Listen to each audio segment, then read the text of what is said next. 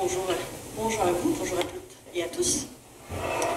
Alors, dans le cadre du colloque de la EDE, nous avons le plaisir ce matin d'accueillir Madame Nathalie Grant.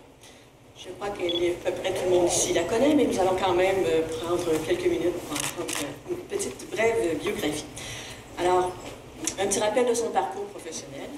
Nathalie a fait ses études collégiales au Cégep de Saint-Hyacinthe et a complété un baccalauréat en psychologie à l'Université de Sherbrooke. Entre 1986 et 1991, je vais essayer de ne pas trop te vieillir. Elle a été éducatrice, puis directrice générale du CPE Lamibu.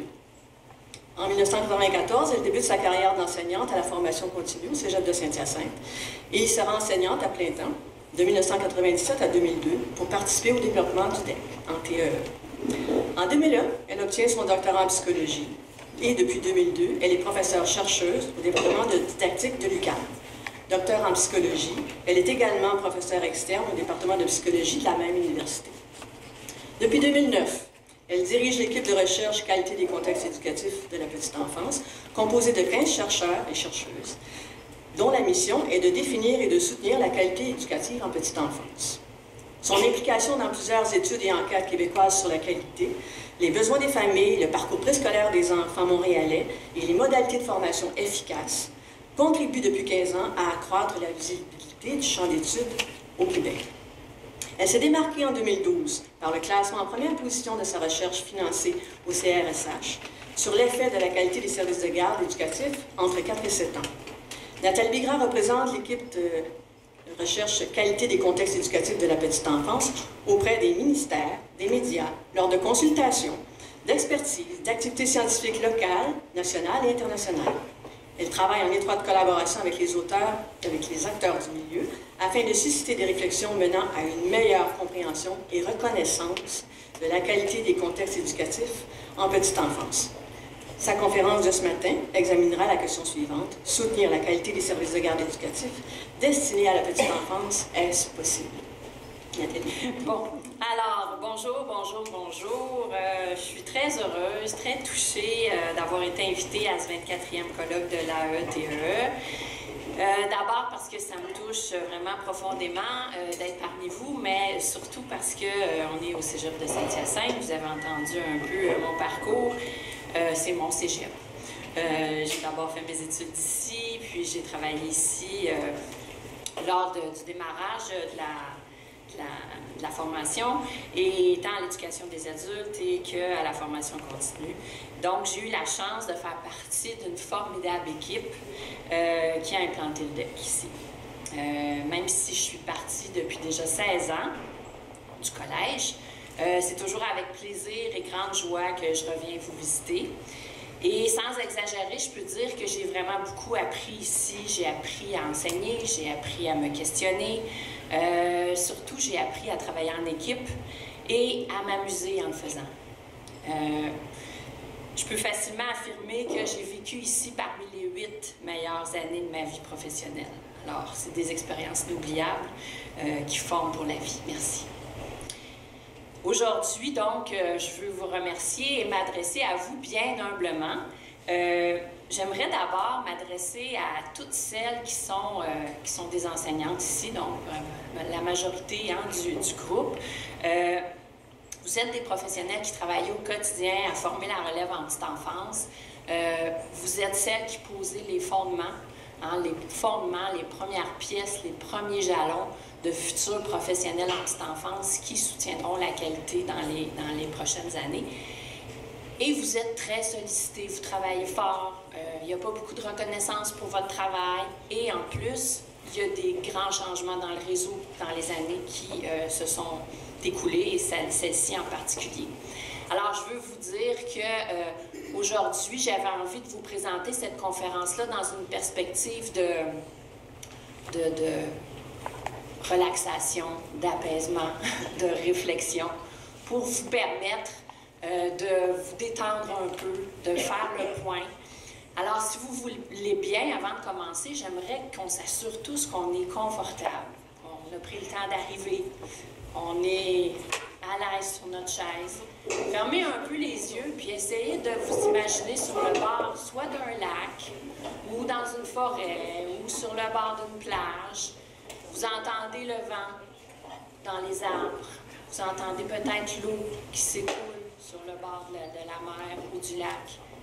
Essayez de vous imprégner de cette atmosphère-là pour qu'on soit dans une posture puis dans une position d'ouverture, de détente, de lâcher prise pour amorcer ce beau colloque-là que vous allez vivre ensemble dans les prochains jours.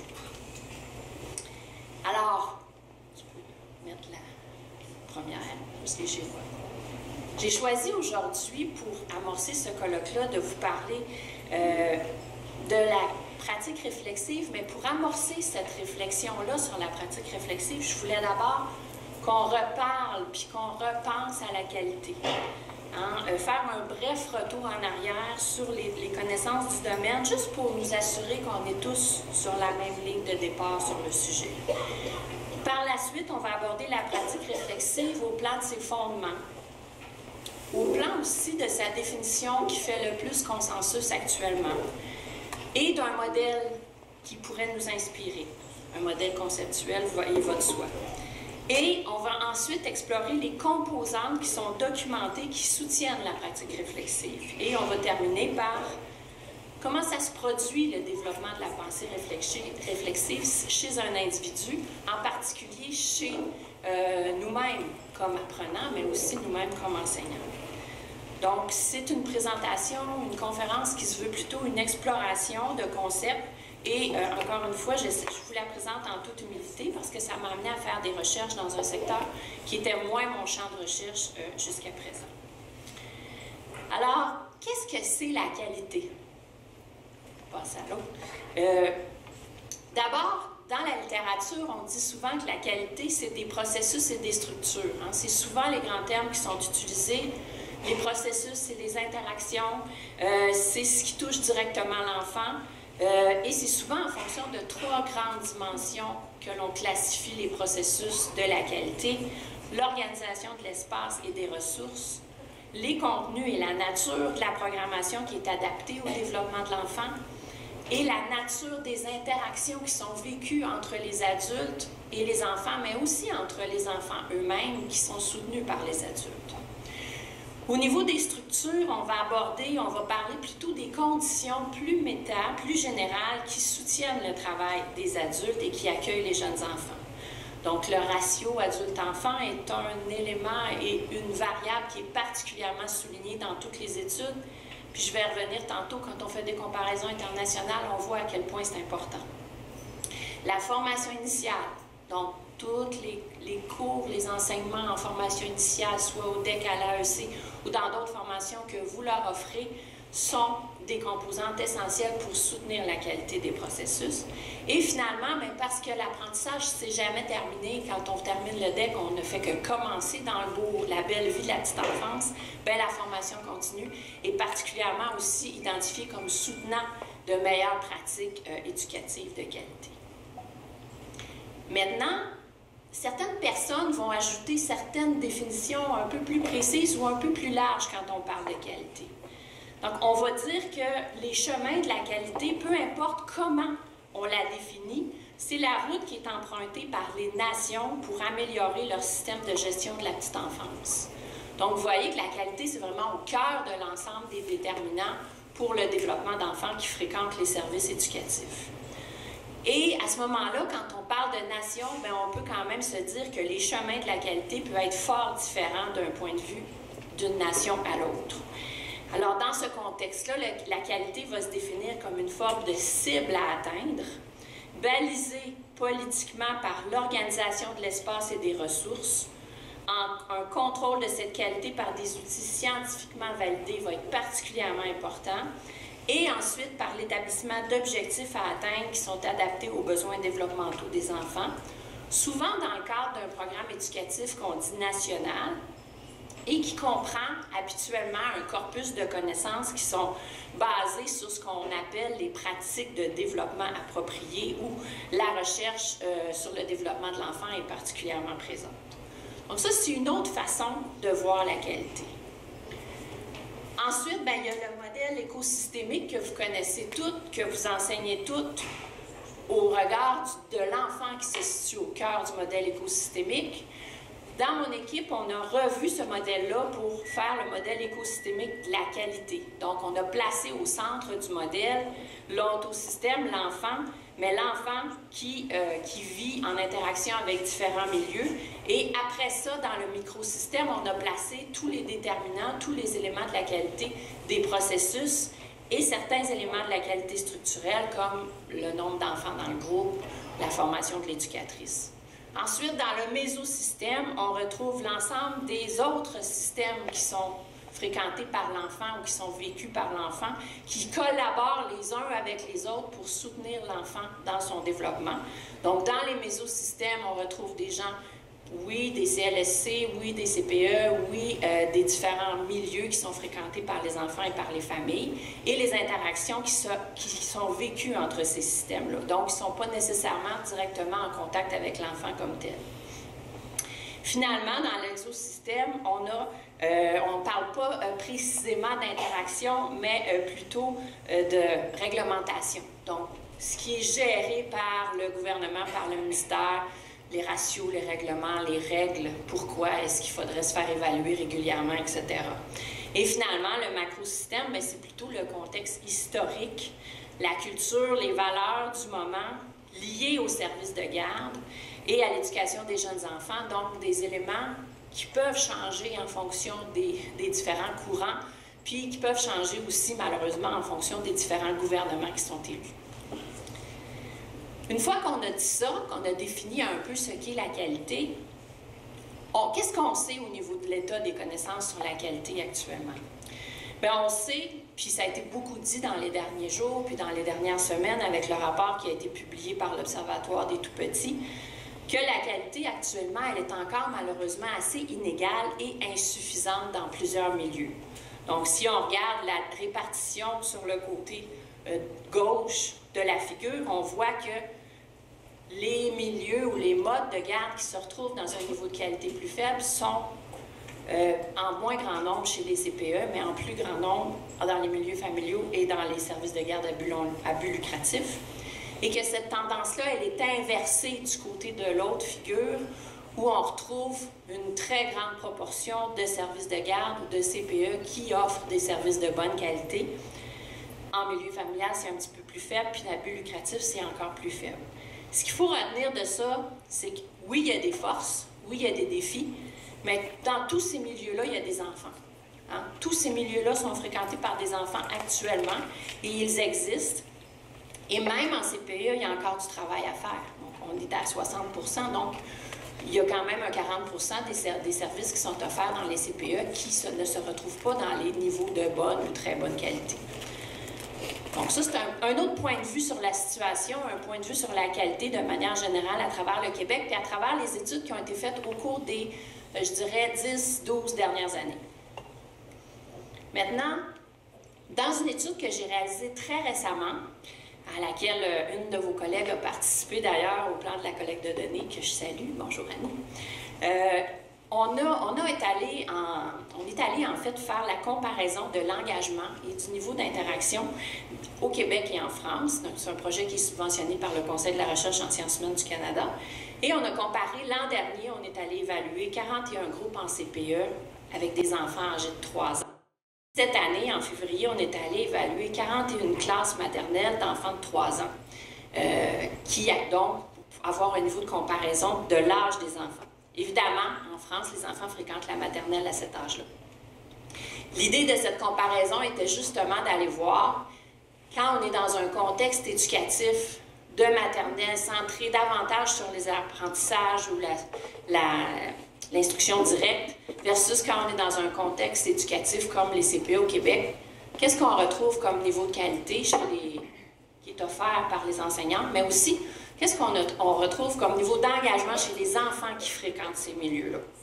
Alors, on a mesuré, puis aujourd'hui, je vais vous présenter très rapidement les données, juste encore une fois pour vous mettre en contexte, de la qualité des interactions qui comprend 3 domaines. Donc, on a mesuré le soutien émotionnel des enfants, on a mesuré l'organisation de la classe Et on a mesuré le soutien à l'apprentissage qui se décline en plusieurs dimensions qui vont apparaître sur la prochaine diapo. Donc, qu'est-ce qu'on a découvert jusqu'à maintenant dans cette recherche-là?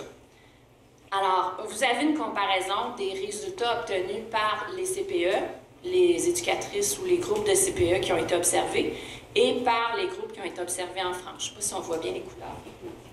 Donc, les colonnes les plus hautes sont les colonnes de Montréal. Donc, ce qu'on voit ici, c'est que pour presque toutes les dimensions et presque tous les domaines, il y a une différence statistiquement significative, c'est-à-dire que le niveau de qualité est plus élevé au Québec, dans les CPE, que dans les classes maternelles 3 ans en France qu'on a observé. Je ne dis pas au Québec, je dis à Montréal, parce qu'on ne peut pas généraliser notre population à l'ensemble du Québec. Quand vous voyez des petites étoiles au-dessus, ça veut dire que c'est statistiquement significatif.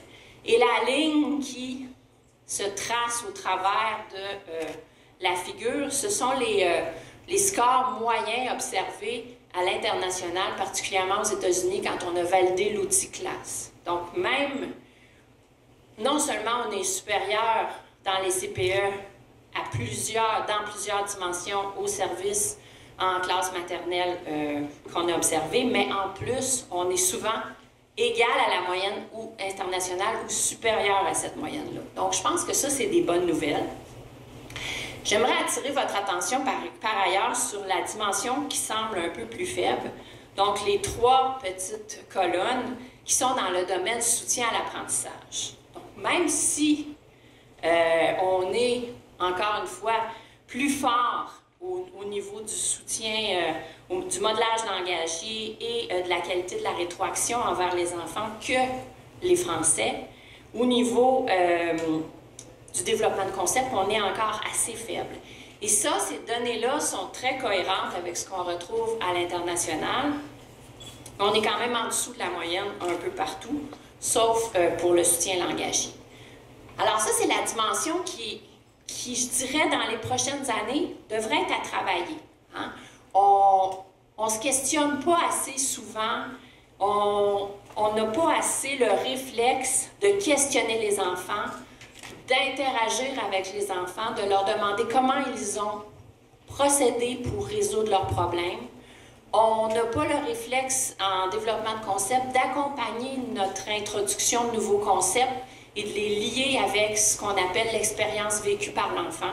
Donc, ce sont des éléments qui font beaucoup diminuer ces scores-là. Puis, au niveau du soutien langagier, souvent, on n'a pas assez d'échanges avec les enfants. On leur pose une question, on a leur réponse, mais on ne relance pas une autre sous-question, un autre échange. Donc, ce qu'on appelle les boucles de rétroaction ne sont pas suffisamment présentes. Puis, au niveau du soutien langagier, au niveau de la qualité de la rétroaction, bien, ces boucles-là, souvent, ne sont pas des boucles de rétroaction qui sont particulièrement de qualité, c'est-à-dire qu'on leur donne la rétroaction centrée sur « c'est beau ce que tu as fait, bravo », et non pas sur « qu'est-ce que dans ce que tu viens de faire toi te plaît, qu'est-ce que dans ce que tu viens de faire, explique-moi comment tu as procédé, explique-moi comment tu as fait pour réussir ou passer au travers de ces étapes-là. » Donc, des questionnements qui amènent les enfants à se questionner à nouveau, donc poser ce qu'on appelle les bonnes questions et non pas donner des réponses. Vous allez voir, il y a un lien à faire avec la suite.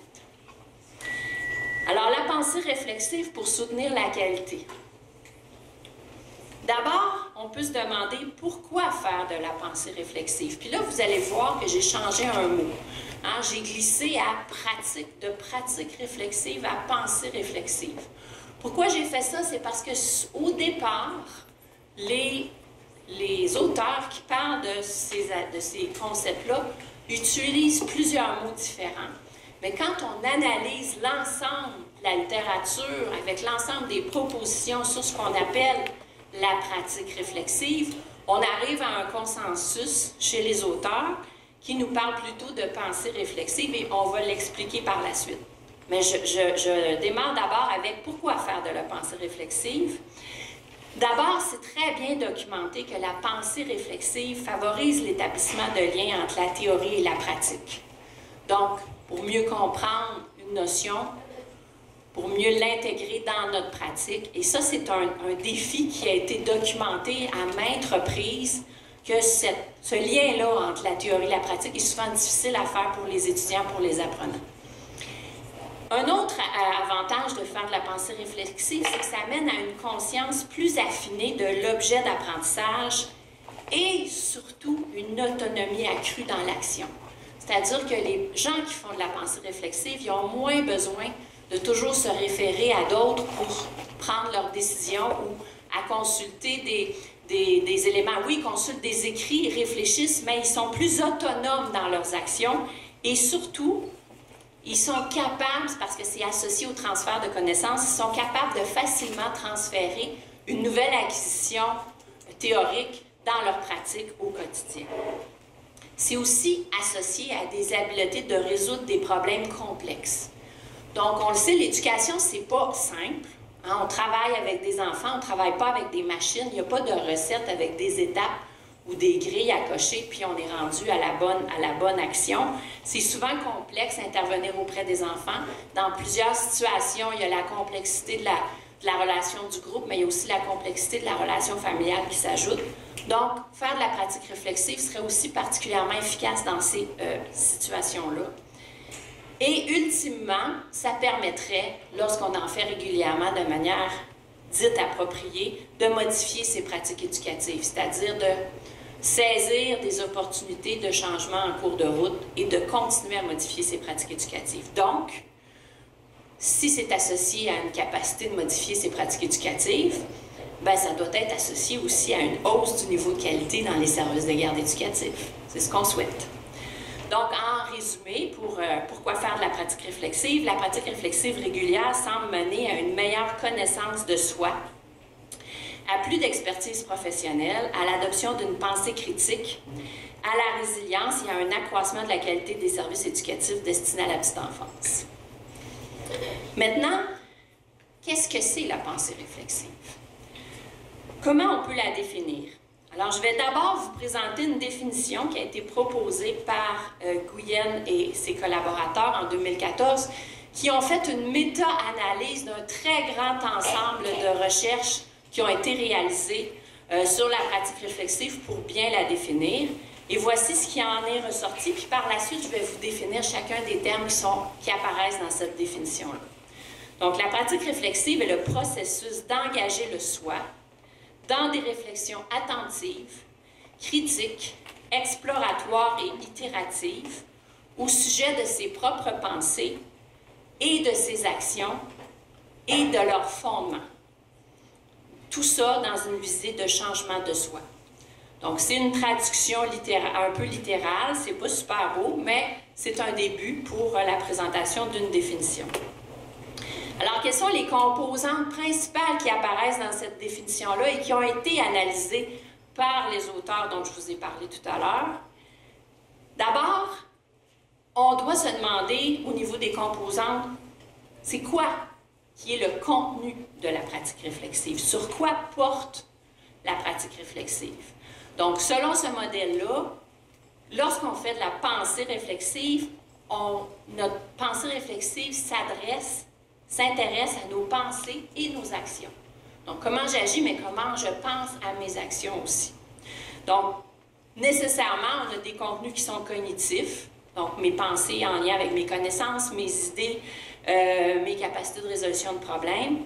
On a des contenus aussi qui sont non cognitifs, nos actions, nos expériences, d'où l'idée de pratique réflexive qui est beaucoup utilisée. Et on a des contenus qui sont affectifs, les émotions et les ressentis.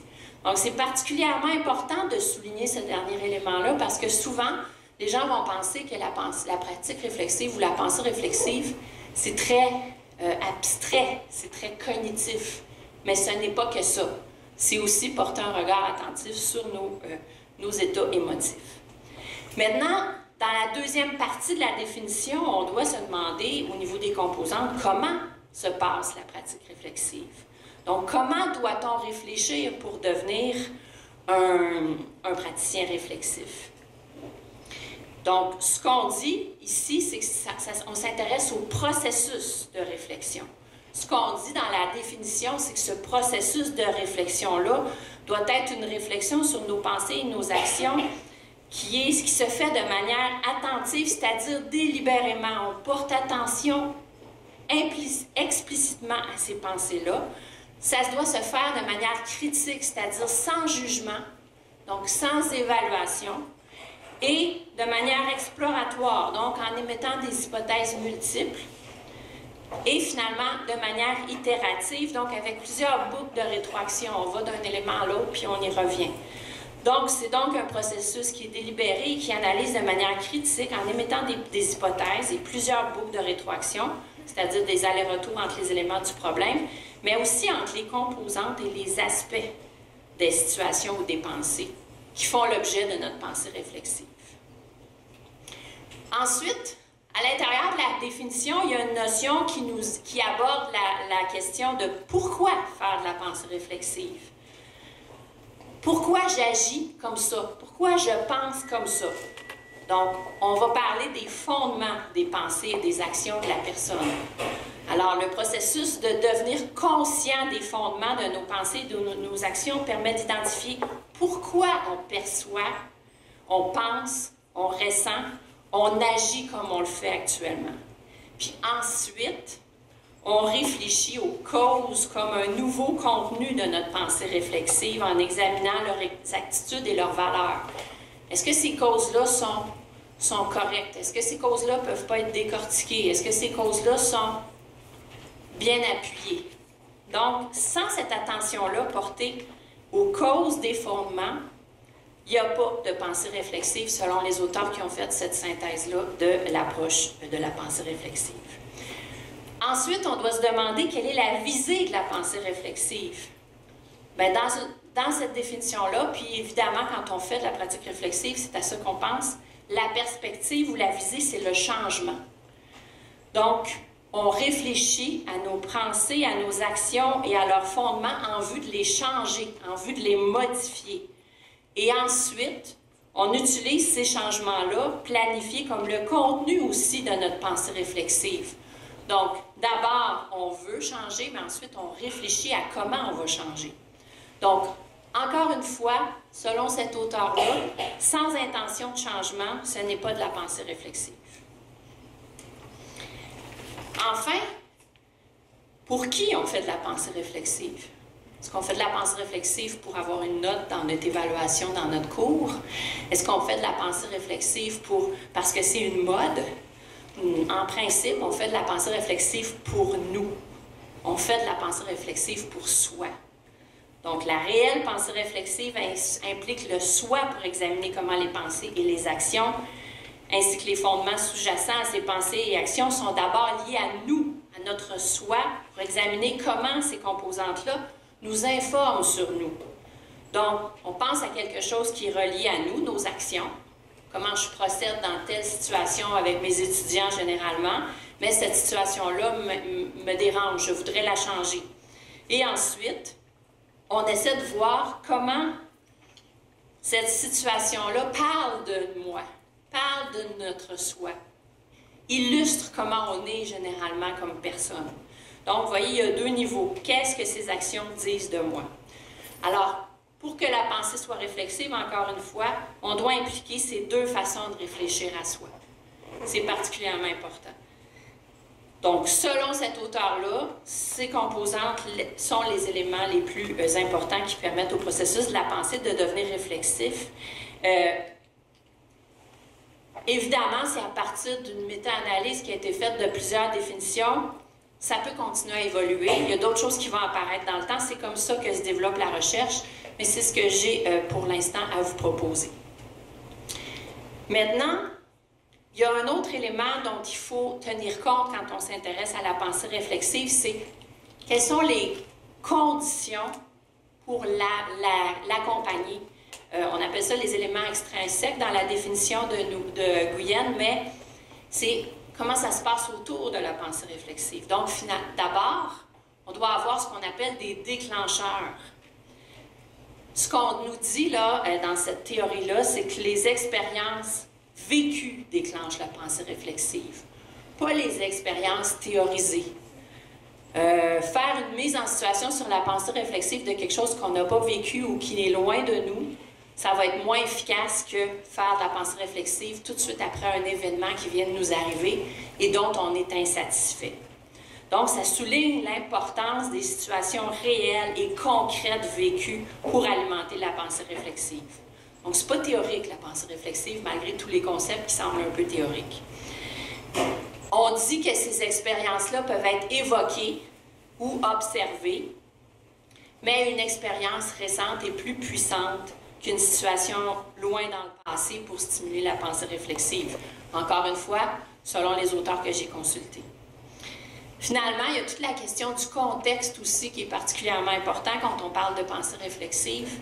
Les auteurs vont beaucoup aborder la temporalité, c'est-à-dire faire de la pensée réflexive avant de travailler avec les enfants, pendant qu'on est avec les enfants ou après. La majorité des définitions vont plutôt décrire la pensée réflexive qui se réalise après la situation. Mais c'est aussi possible de l'utiliser avant et pendant et on insiste particulièrement pour développer des recherches à cet égard-là aussi. Et finalement, si on regarde du côté des facteurs chez l'individu qui soutiennent la pensée réflexive, j'en ai relevé 2, mais il y en aurait sûrement plusieurs. C'est d'abord l'ouverture à l'expérience chez la personne qui veut faire de la pensée réflexive, mais aussi son état affectif général. Donc, quelqu'un qui va vraiment pas bien sur le plan affectif pourrait avoir un peu plus de difficulté à faire de la pensée réflexive. Et j'ajouterais pas une mise en garde, mais un élément que je soulignerais particulièrement. Ce n'est pas vrai que les étudiantes faibles cognitivement ne sont pas capables de faire de la pensée réflexive. Au contraire. Pour elles, c'est particulièrement efficace parce qu'on les amène à faire des liens avec leurs pratiques, puis eux, c'est les pratiques qui les alimentent. Donc, je pense que sont au contraire une cible beaucoup plus intéressante pour la pensée réflexive. Alors, l'ensemble des éléments dont je viens de vous parler s'opérationnalise dans un modèle que Guyenne a appelé le modèle conceptuel de la pensée réflexive. Et là, vous voyez tous les éléments que je viens d'aborder. En haut, les éléments extrinsèques, donc le contexte, les déclencheurs, les autres éléments d'influence, aident à raffiner et influencent les réflexions qui apparaissent en dessous, les réflexions qui sont attentives, critiques, exploratoires et itératives, et les composantes principales de la pensée réflexive apparaissent en bas. Ils définissent la réflexion, c'est en particulier les pensées et les actions auxquelles on réfléchit, à leur fondement sous-jacent, au regard du soi et dans une visite de changement de nos pratiques ou de nos pensées. Donc, c'est un peu le modèle que je vous propose pour réfléchir à cette dimension-là. Si on regarde maintenant pourquoi ce modèle-là a été présenté puis quelles sont ses forces, c'est que particulièrement de faire un modèle conceptuel qui réunit l'ensemble des définitions puis des recherches qui ont été faites sur la pensée ou la pratique réflexive permet d'alimenter ce qu'on appelle l'enseignement de la pensée ou de la pratique réflexive. Donc, à partir du moment où on a bien défini les éléments des cibles, bien, on peut plus travailler à les enseigner puis à les développer. Et à l'écran, ce qui apparaît, c'est un exemple d'évolution du processus, c'est-à-dire, dans la légende, vous avez chacun des éléments du modèle que j'avais mis tantôt. Donc, PA, c'est pensée et action. ACEI, c'est attention, critique, exploratoire et itérative. FSJ, c'est fondement sous-jacent. Et VC, c'est visée de changement. S, c'est soi. Donc, ce qu'on voit, c'est que les gens commencent par se questionner, par réfléchir à une intervention avec un enfant en particulier. Et progressivement, ils ajoutent des éléments dans leur pensée. Donc, on commence par réfléchir sans vraiment se poser de questions. On y pense. C'est là. Ça nous préoccupe. Ensuite, on ajoute, on réfléchit à nos pensées et nos actions, mais dans une perspective d'attention critique, exploratoire et itérative. Ensuite, on ajoute, en réfléchissant au fondement sous-jacent, aux causes. Ensuite, on ajoute dans une visée de changement et pour terminer, qu'est-ce que ça dit de soi, qu'est-ce que ça dit de nous, ces changements-là que l'on veut faire. Donc, c'est un modèle qui peut être accompagné, qui est intéressant à explorer. Maintenant, Une fois qu'on a dit ça, on peut rester un peu théorique. Je suis désolée, on aime ça la théorie à l'université. Donc, comment on peut favoriser la pensée réflexive?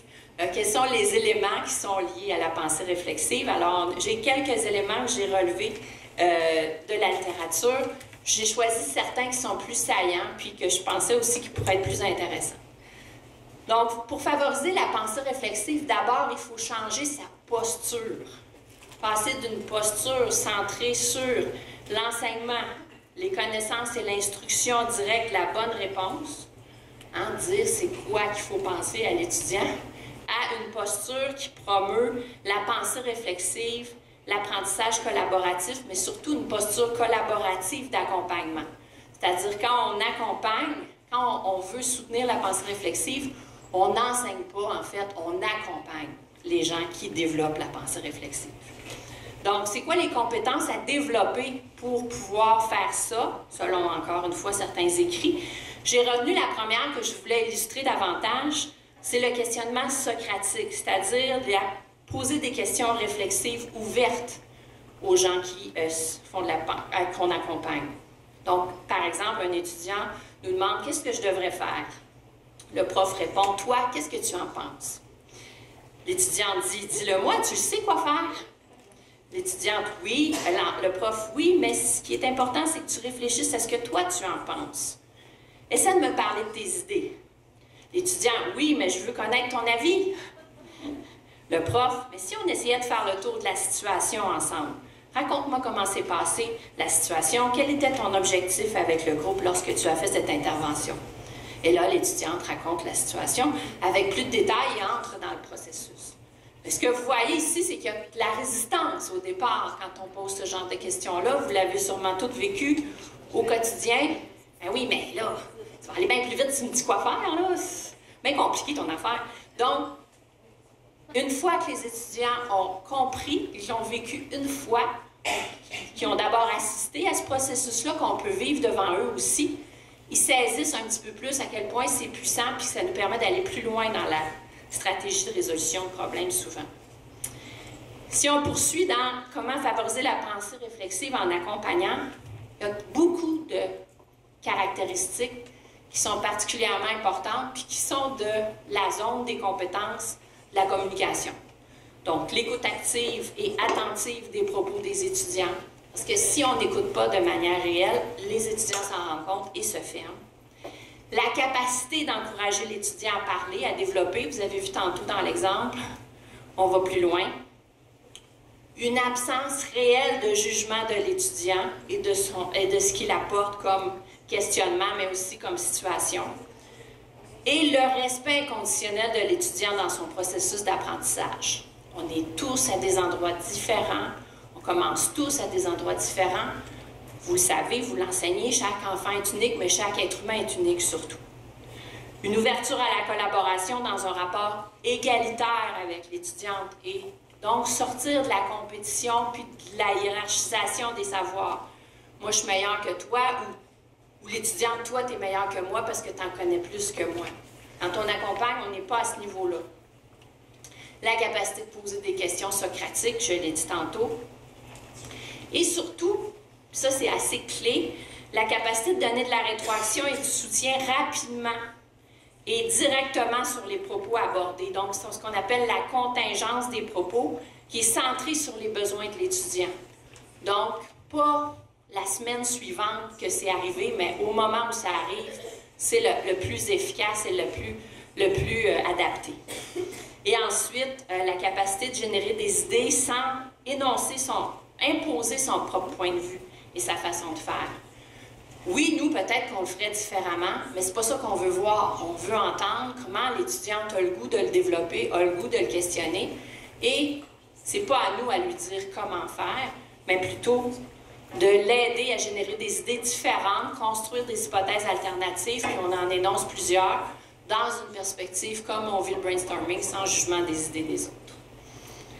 Donc, quand on regarde tout ça, on voit bien que guider ou soutenir la pratique réflexive est exigeant, mais ça se fait. Il y a des conditions à mettre en place. Donc, pour ces conditions-là, il y a certaines stratégies qui ont été énumérées, qui ont été élaborées, qui ont été identifiées dans certains écrits. En particulier, et le premier, qu'on soulignerait à gros traits, que je pourrais mettre en gras puis faire flasher sur l'écran longtemps, donner du temps pour établir un climat de confiance dans le groupe, dans la relation. Animer le groupe avec une posture d'accompagnement. Donc, encore une fois, ce que je disais tout à l'heure, mais aussi permettre l'expression des émotions, tant positives que négatives. Et ça, je le soulignerai à grands traits aussi. On n'est pas toujours à l'aise avec les émotions négatives, mais ils font partie de la vie, ils font partie des ressentis des étudiants et il faut permettre leur expression. S'ils ne s'expriment pas, comme dirait quelqu'un que je connais, ils vont rester pognants dedans, puis à un moment donné, ça va péter. Donc, c'est important de l'exprimer puis d'apprendre à l'exprimer en collaboration. Il y a des stratégies aussi dans la recherche qui ont été identifiées comme étant favorables à soutenir la pratique réflexive, soit pour nous-mêmes ou dans l'enseignement. Le journal de bord, l'usage d'un journal de bord pour soi, pour les autres, les récits de pratique, les histoires personnelles, l'autobiographie, il y en a qui aiment ça, écrire de cette façon-là, les métaphores pour illustrer une situation, vous allez voir tantôt, je vais en utiliser une à la fin, les études de cas, les incidents critiques, choisir un incident qui s'est passé et en discuter ensemble, utiliser le groupe de soutien ou le groupe de co-développement et le coaching entre pairs aussi est particulièrement efficace. Donc, on va souvent avoir le réflexe de penser que la pensée réflexive, ça se fait tout seul ou en diade avec une autre personne expérimentée.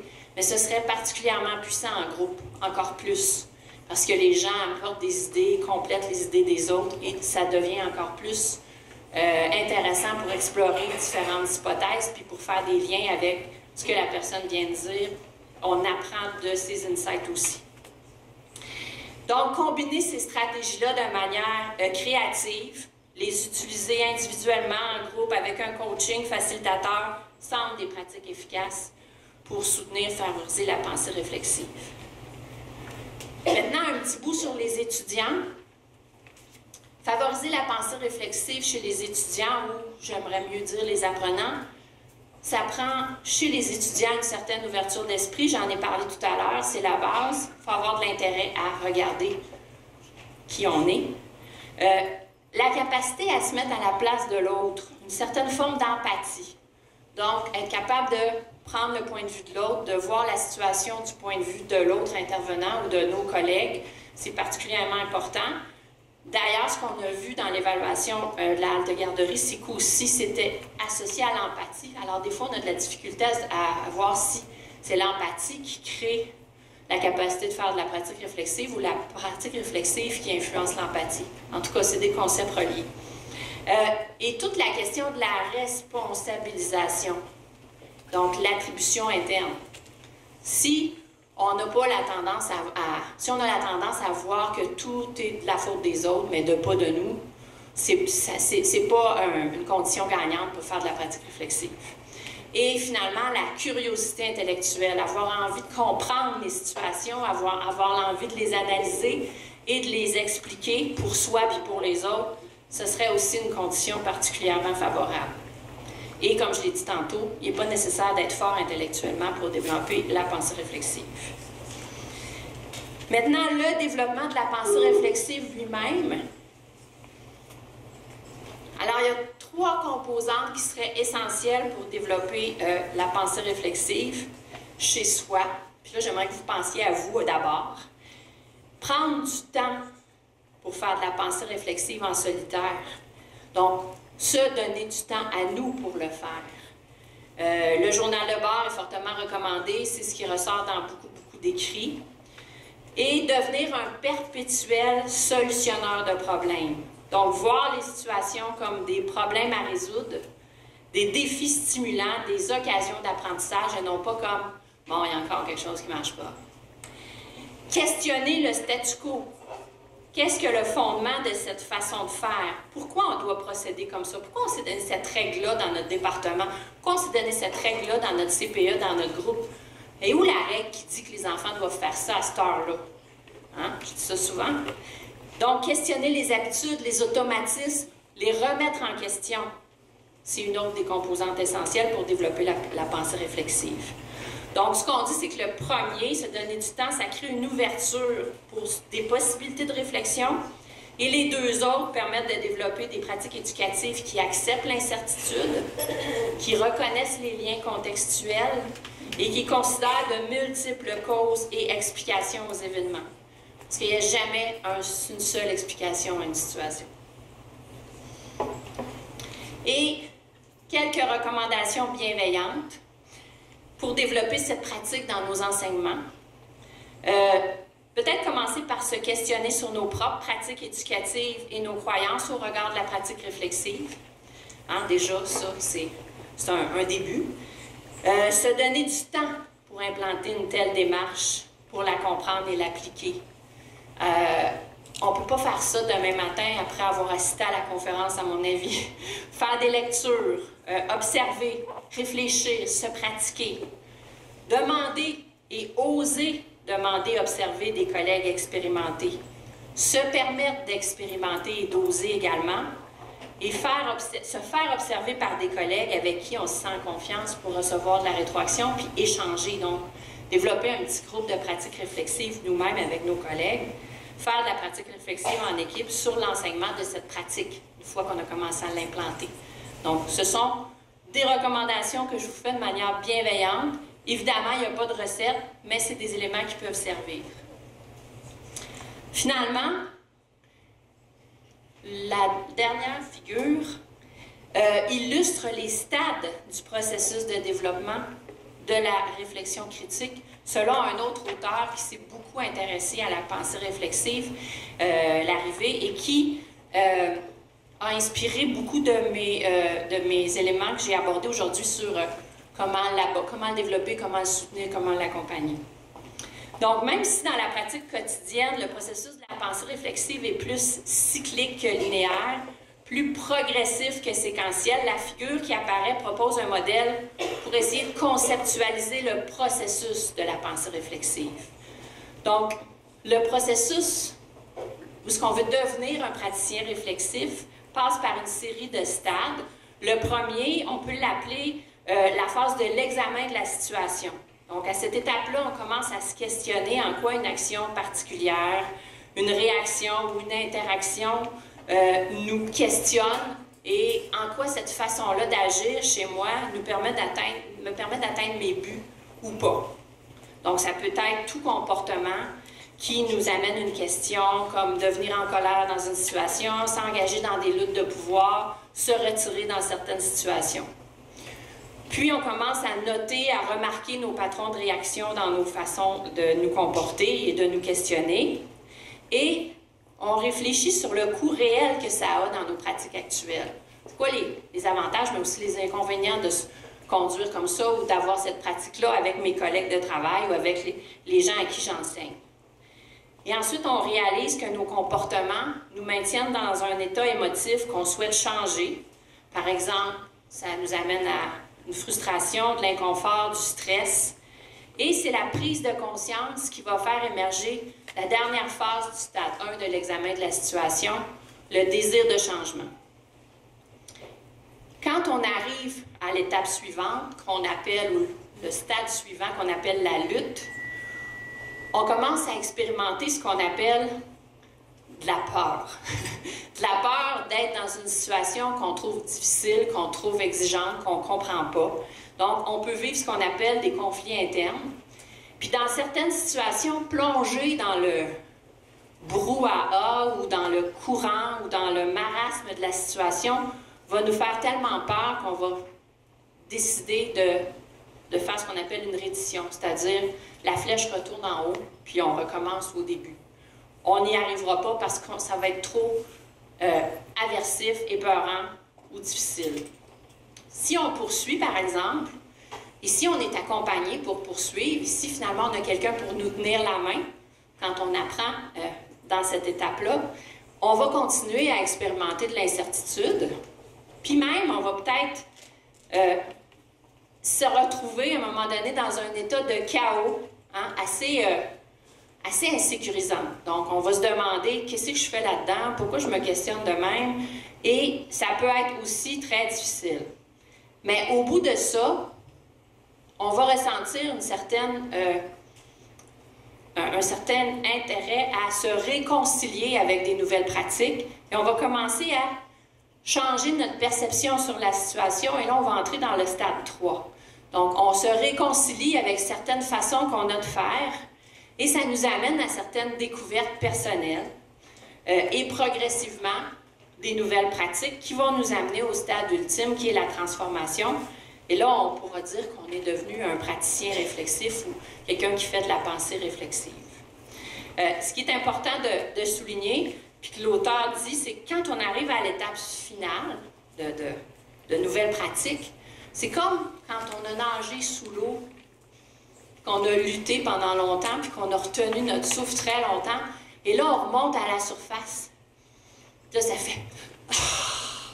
Hein? On ressent un sentiment d'apaisement, un sentiment de dégagement. On reprend notre souffle. Il y en a qui vont parler d'un eureka, il y en a qui vont parler d'autres choses, mais la façon dont c'est présenté à l'intérieur de cette analogie-là, c'est vraiment... On reprend notre souffle, on reprend l'air, on est oxygéné. Je ne peux pas vous laisser sans vous parler de, outre la pratique réflexive, de faire de la recherche sur la pratique réflexive ou faire de la recherche quand on travaille dans le domaine de la petite enfance. Alors, si vous souhaitez soutenir la qualité, c'est aussi une bonne façon de le faire. J'ai apporté avec moi des petits dépliants de qu'est-ce que c'est l'équipe qualité des contextes éducatifs, quels sont nos axes de recherche et quels sont les objectifs qu'on poursuit pour les 5 prochaines années. Il y a Isabelle là-bas qui est debout avec des pochettes, une petite pochette avec des dépliants. Si ça vous tente de regarder ça, si vous avez eu un eureka ou un coup de cœur sur quelque chose qui pourrait vous plaire pour faire de la recherche, notre équipe est toujours en recrutement de nouveaux étudiants gradués. Donc, des étudiants gradués, c'est des étudiants qui font une maîtrise ou un doctorat sur un sujet qui les intéresse.